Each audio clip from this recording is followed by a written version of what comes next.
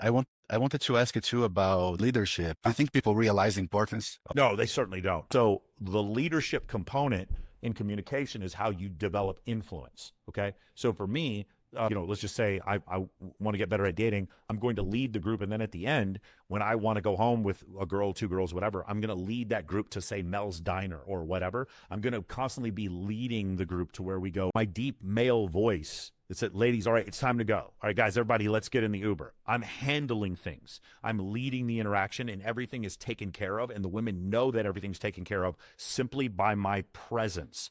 That's where leadership comes in to make women just outrageously attracted to you when they see that. Yeah, I can see that, and I've experienced that. Sometimes some people, they take the role, and I'm maybe too slow or maybe not confident enough to take. Got it.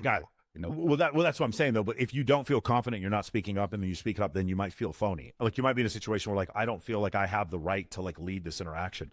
And the thing is, you do. Like, there's just like leadership is also like we're going into a club or restaurant, wherever, and I know where everything is. Like everything's when I think of leadership, everything is handled, everything is prepared.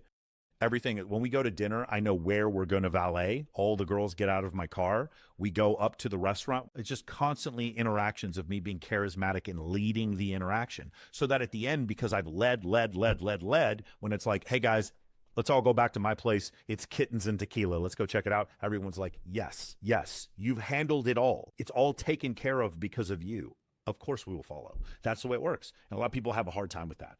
They have a hard time with that concept, and they think it's just a function of game or whatever. But leadership also leads to higher levels of status, or leadership leads to a higher level of influence. Yeah, so I get that leadership comes a lot from competence, right? Confidence comes from competence, and leadership comes from that. But sometimes you're in certain situations where you don't have a lot of control. So then what do you do in those situations? Stoicism is generally what I'm going to do in those situations. I'm not going to be affected. I'm still going to be, what I teach guys to do in social situations is be the connector, be the suggester, be the content creator. So what we call value arbitrage. I'm going to teach them to do those things, and then I'm going to teach them to use their cold approach to build a social circle, so to get people to come to different events. And then at those events, what have I done? I've taken them from a unfamiliar environment, like we talked about before, to a familiar environment where now I have more of an ability to let my attractive quality shine. Yeah, it makes sense. And you can see like how you use a strategy to turn things to your favor, of course.